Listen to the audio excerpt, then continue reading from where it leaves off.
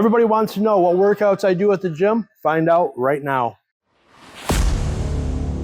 We are in Snap Fitness in Coopersville, Michigan, my home gym. This is where I work out when I'm not on the table. I'm going to show you guys everything that I normally do at the gym for my arm wrestling workout. Let's get started. First thing I do is I make sure that I'm still in the super heavyweight division when I get here. Yep, we got that under control. So right when we get here, we'll do some stretches, maybe just because we're old. But what we're going to do is we're going to do the cable row machine, but instead of just using the standard attachment, we are going to put it on. So with this handle, I'll put on my Gripzilla arm wrestling handles. They slide right on, pretty gravy. But instead of just doing regular back rows, I finish that at the end. But what I'll do is I'll cap my thumbs just like I'm going to be arm wrestling. I have my thumbs capped, get in a position where I can row, but instead of going straight back, I come straight like this.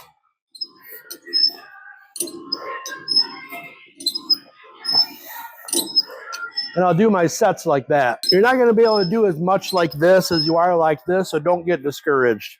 We'll do a few sets of that. It all depends on how we worked out on the table. We might be a little fatigued, so the weights might vary here and there. This is more of a recovery workout, and I do this every week. So after we get done doing these, I'll actually switch to cupped grip, and then I will just do the normal seated row. Once I do my sets of that, it's all going to depend on how I feel and how much weight I'm going to use as well. And once I'm done doing all those, and my wrist can't hold it, my hands can't hold it, then I'll take the grips off, set them to the side, and then finish the sets off, but not with a normal full-on grip like so. I actually just have my fingers like this, and it kind of helps my contain on the arm wrestling table. So now I'm still in that position. I'll get my reps in. It might be heavyweight one day, it might be lightweight. It just depends on how I'm feeling that day. And then when we're done with the machine, make sure you clean it. Nobody wants your sweaty butt crack on their gym seat. And people say that bench press doesn't really help on arm wrestling too much. And I haven't really noticed too much. My bench press has actually gone down since I started arm wrestling. But I still just do this just to get a good chest workout in. I'm usually on the incline press. Now, I know this isn't an actual incline press, but it's what I like to use. Sometimes I'll start out with no weight just to get like a good stretch because I'm old. We'll just start out with no weights just to get our body moving, get some blood flowing. And then after we start with the no weights, we'll bump up to 90, and then we'll just throw a couple more plates on after that. And then we'll just move on to the next machine. And depending on how tired our shoulders are from practice from the couple of days before, we'll come out to the shoulder press. I know it's not with dumbbells, but I like a little bit more control. And it's more of a recovery workout than anything, something to get the reps in, to get the blood flowing again. So we will just kick some of these reps out. Weight is all going to depend on how you're feeling that day. I know some people try to stick to something kind of a little more strict. You're like, I have to hit this number. I go by how my body feels that day.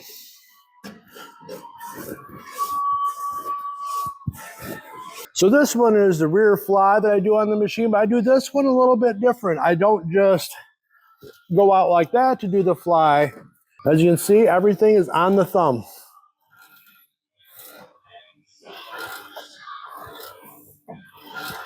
Some days you'll be able to do 3/4 of the whole rack. Some days you'll be able to do the whole rack. It just depends on how you're feeling that day.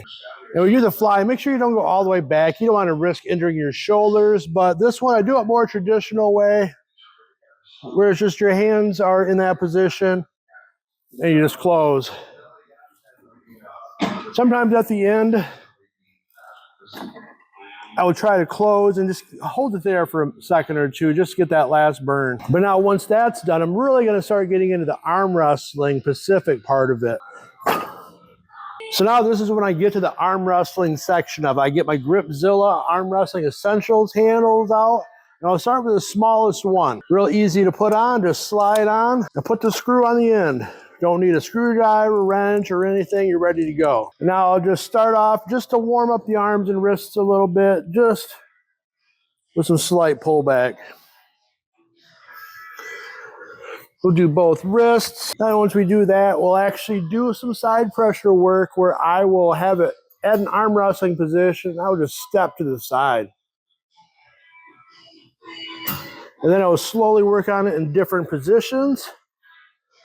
And then once I'm warmed up, I'll switch it out to the bigger handles. Then we'll switch it out to this one. Pretty good size. I think it's a 60 millimeter. Slide that right on.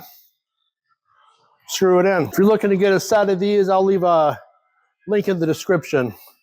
Same process, but instead of having it completely closed, now we'll make it work on our fingers. So now we're just holding with the fingers.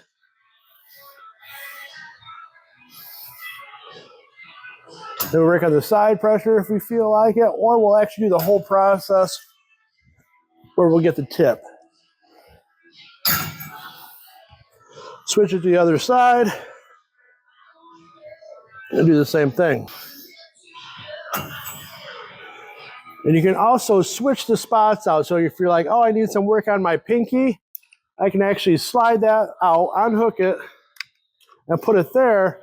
So now I have to pull more on the pinky to actually get this whole handle to move. So now I can feel way more pressure right here than I can over here. You can also hit the different spots just so you can work on different parts of your hand. We also will run the cone. But sometimes we'll work that in a different position. We'll actually work that as a drag for us. Both different directions, because it almost does the same thing as putting it in the different hole. Because here I will work on getting extended out and then bringing it back.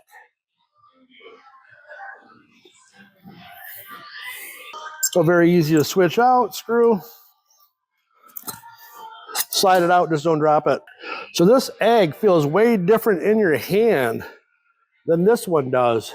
It's about the same size, but the curvature of it really hits a different spot in your hand. It's almost like you can feel a pump right here. So it'll sit slightly different in your hand, almost like you have something in it. It kind of mimics the hand. And what I would do with this one, I actually bring towards my body because you're going to be better in arm wrestling if you can get it closer to your body. I try to keep everything about the height that it would be if I was on an arm wrestling table. Nothing in the gym is going to mimic table time. So make sure you keep up with your table time. I'm not doing huge movements where I'm all the way open like this and bringing it in. That's not really what I need. I need more of the small movements. And it just depends on how I'm feeling that day. If I'm a little sore in the elbow, maybe I'll keep it a little tighter.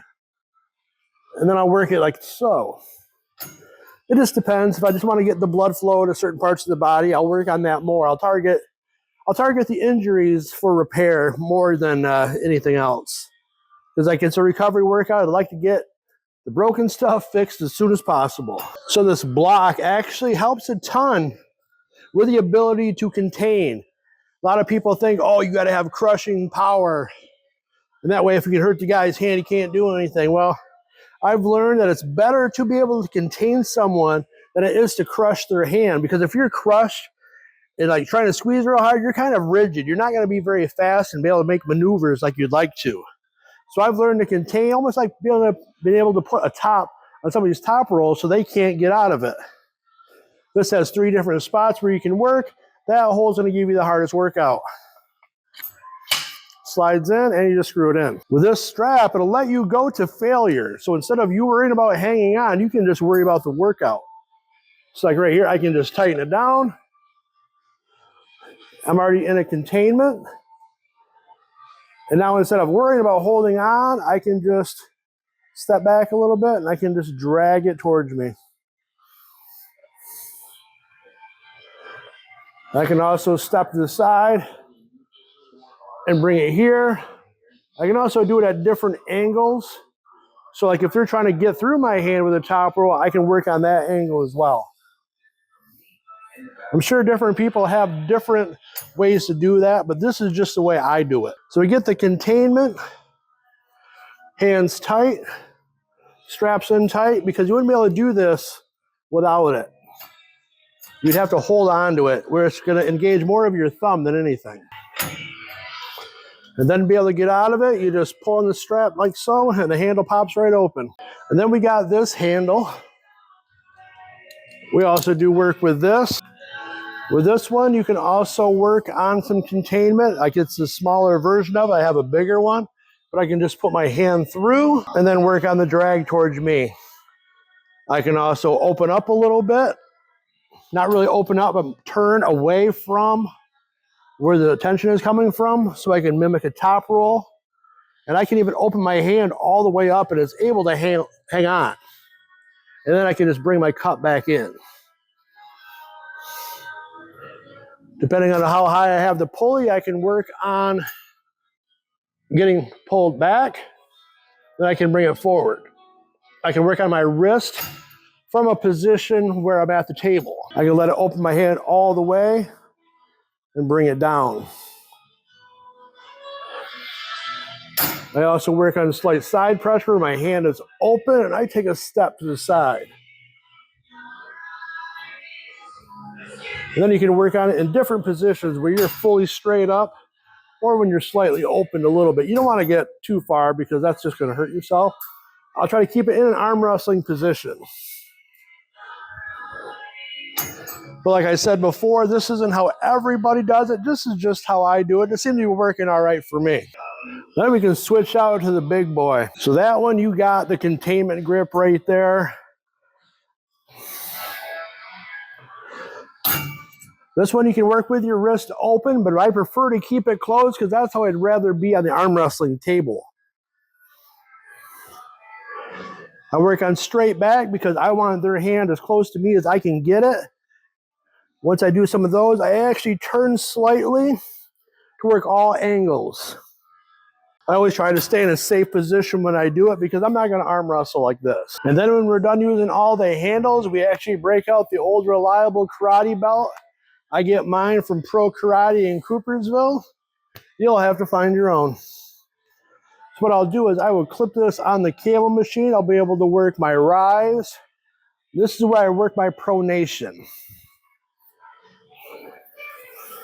Got to tie a knot in your karate belt. You don't have to use a karate belt. You can use pretty much anything that'll let you put your hand through it.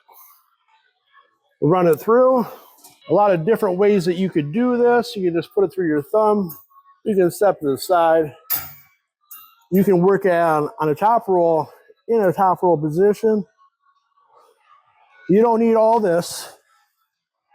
You just need that slight movement of just getting the rotation. I'll drop the cable machine down.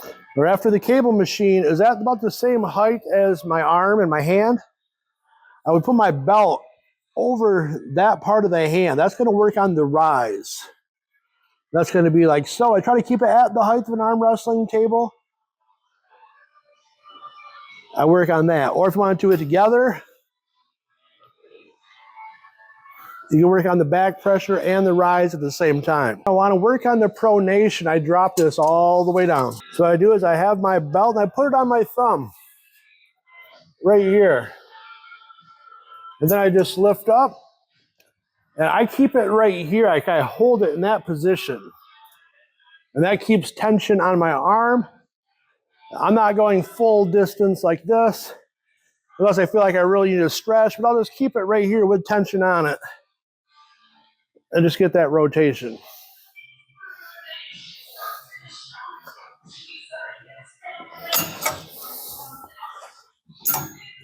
Same thing.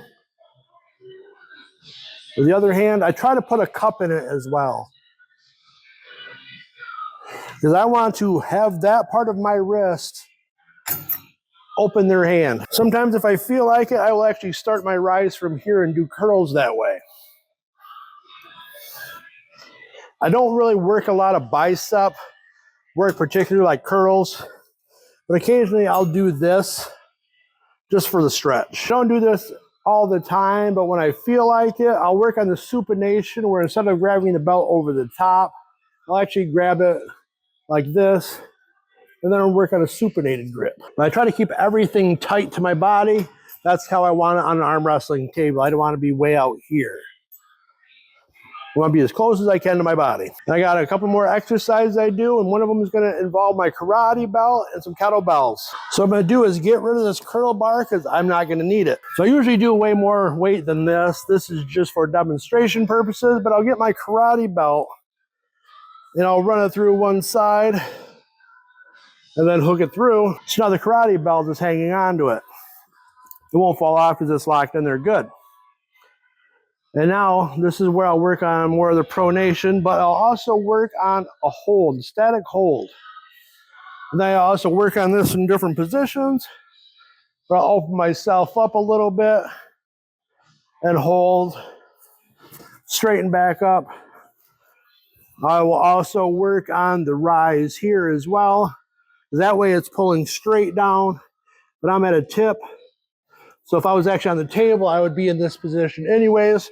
So that's kind of why I use this. If your karate belt is too long, then you can run it through your hand, around, and back through. So now it's taller. And this will kind of mimic working in the strap a little bit.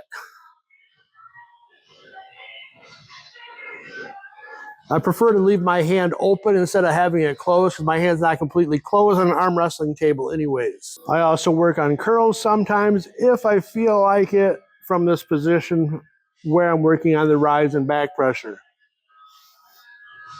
Not very often, it's more this. The one thing I've added to this exercise is getting a smaller kettlebell that you can handle pretty easy, that you can fit in your hand, about the size, I'd say, of between a baseball and a softball. And what I do this exercise, I feel like it adds size to the back of my hand. What I do here is I would grab it and get in like a preacher curl position, but instead of doing preacher curls with it, I'll hold it in a position like this, and I just bring it up.